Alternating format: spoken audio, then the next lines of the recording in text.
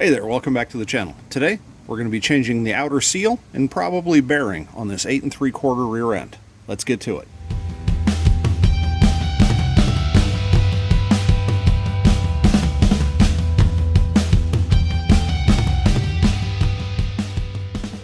I crawled under here the other day, replacing this drive shaft because this slip joint was bad.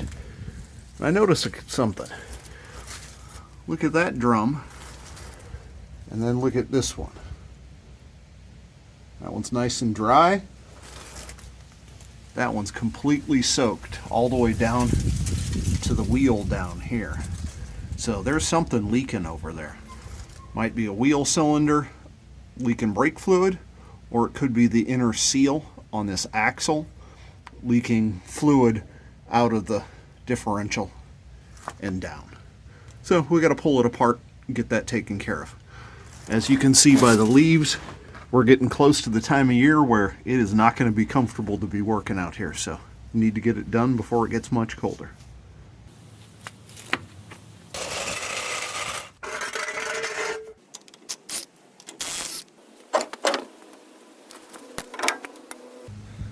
You can see there's a crap ton of, looks like grease. It's pretty thick.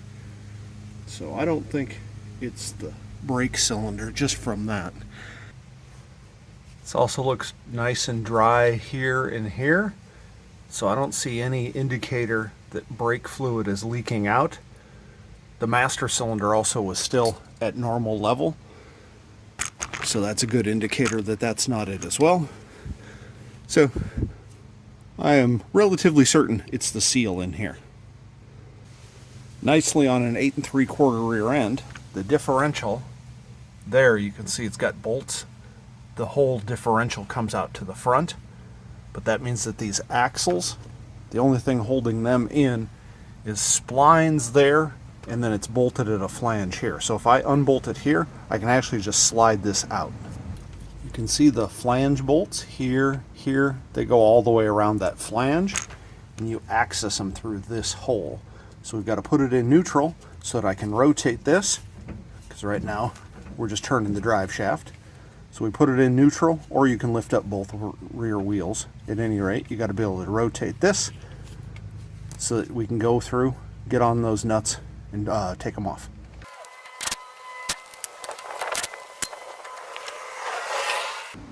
That's fun. The nut for this one is already missing, and I've not been into that before.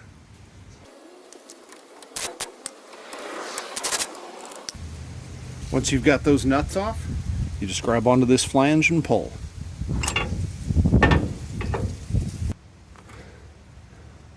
It's a little milky, which indicates water. So I definitely think that we need to change the fluid in here. This is a retaining collar here. Then this is a tapered roller bearing and a race. The seal is in here.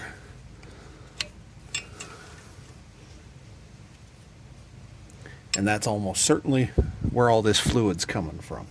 It's leaking past this seal into here and then spraying around in the brake area. So we're going to take this out, take it over to the press and disassemble it. When you're replacing this bearing, you have actually a couple of different options. This is the factory style here. It's a tapered roller bearing.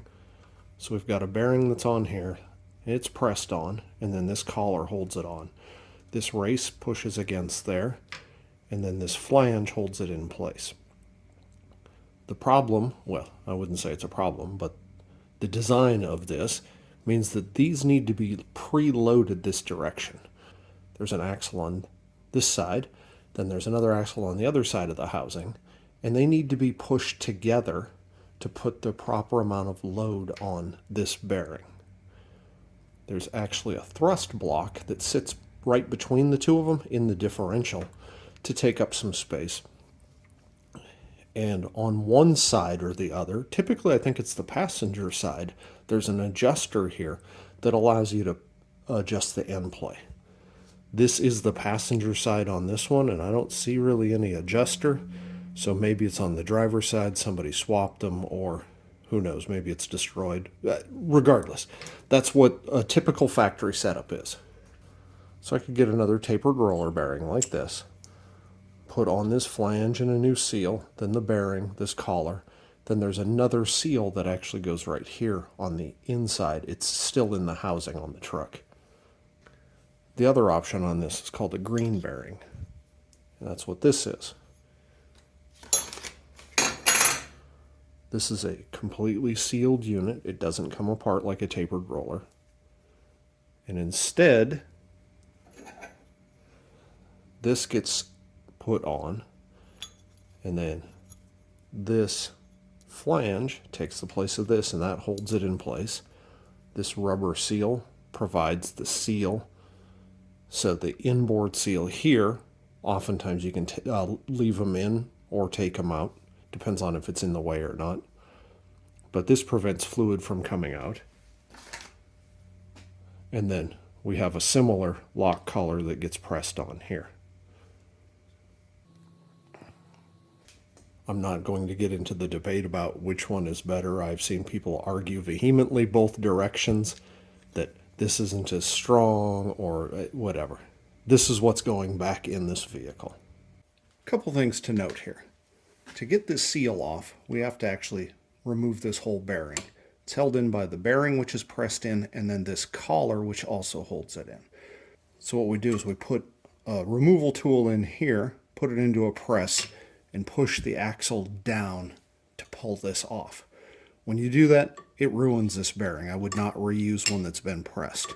So just replacing this seal requires replacing the bearing as well. As is typical, I've run into problems already. This is the bed off that press. If I bring the bed down, so if I had this here, I can't get this collar underneath that bearing.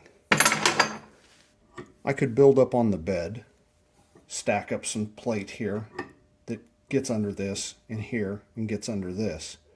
But the problem with that is then this distance has to be added to the length, and I know it won't fit in my press at that point. So right now I've got a few different options, none of which I like. I can go get a bigger press and hope that everything will fit. I don't really have space for a bigger press, and I'm not certain it would fit. The second option is to make some sort of custom bed here that allows me to fit all of this in. And I think that's what I'm going to have to do. So let's get started with that. I'm going to make another bed that's wider out of this. I am not thrilled with the thickness of this, but this is what I've got on hand. Hopefully, pressing that bearing doesn't put too much strain on this. That's all we've got for an option right now.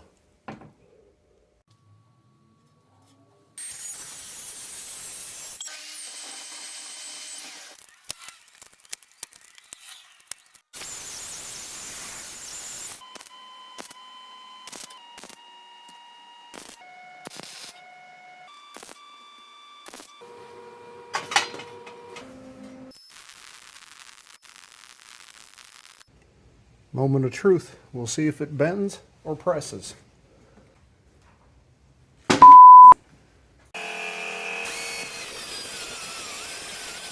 Couple things to note. When you're cutting, you want to cut this collar and you want to cut this cone of the tapered bearing, but you don't want to cut into this part of the actual axle flange. You can see I stopped right here. You actually can't come all the way to the edge because you'll start grinding into this. I went down through this and this. Now these are hard because they're because they're bearings. When I got almost through this one, I actually heard it break. It made a little bit of a sound. What you can do is try to get it really thin and take a chisel, put it in there, and smack it and try to crack it all the way through. That's actually what I did here. It's cracked all the way through by using the chisel to smash it. Once they've cracked, then they'll open up a little bit and you can pull them out. Alright, let's get all these scraps off, get it cleaned up, and put this green bearing on. Worth noting, it's called a green bearing not because of a color or anything like that. It's the original manufacturer of these was a company called the Green Bearing Company. They're no longer in business, but they're still called a green bearing. Well, I definitely see why this thing was fighting me and probably why it failed. Take a look at this. So this looks like it has a sleeve on it. Sometimes when a bearing surface wears out, you can put a real thin metal shim on it that sleeves it. So this is what the seal was riding on. Look at that. I mean, it's chewed up. And here. And if we look up here where the bearing runs, you can probably see that. That's looks like something gouged it there. But even worse, look at that big lip right there. And then that's telltale acetylene cut right there. At some point in this thing's past, the bearing almost certainly failed, and the race probably welded itself to this shaft because it got really hot. And so that's what this is. This is just remnants of that. This is where they cut it off with an acetylene torch. It probably destroyed or really damaged this, so they put on a sleeve for a seal surface, and I don't know what the hell they put it on with, but it looks horrible. I mean, you can see it's folded over, and it's in terrible shape. I'm not too concerned about this outer seal area, because we're not going to use one of those seals. With a green bearing, it just slides down and goes against here. This is a little concerning. I'll probably take a file and at least remove that. Boy, this thing, it's definitely a candidate for replacement, but I don't have another one handy. Okay, when you go to press these on, put this flange on first, then the bearing with the ring up.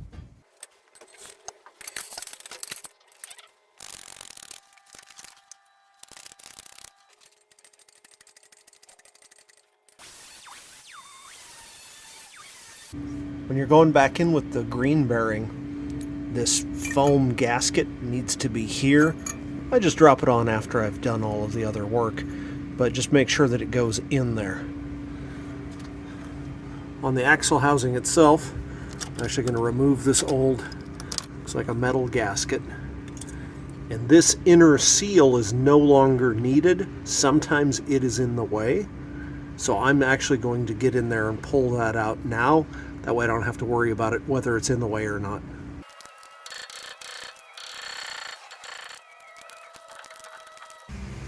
Check to make sure this is all clean and smooth. I'm going to actually hit this with a little bit of emery cloth just to clean it up. It's a little bit of a burr down in here, it feels like. So I'm going to clean that up, and then I'll put a little bit of grease in there to lubricate it so that seal slides in nicely.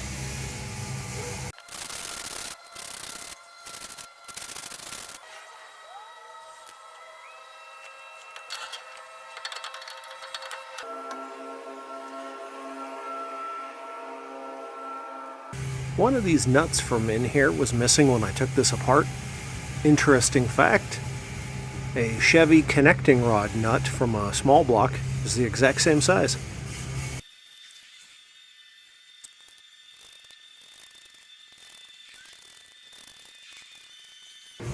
Alright, we're all bolted up. These brake shoes are completely contaminated, so I need to take all that apart. I've got new ones that I'm just going to put on. Since I put a green bearing on this side, we now no longer have any adjustment for the tapered roller on the other side, so it has to come out and get replaced with a green bearing as well. Replacing it is pretty much the exact same as this, so there's no point in watching that. At this point, just put it back together. That's all there is to it. Thanks for watching.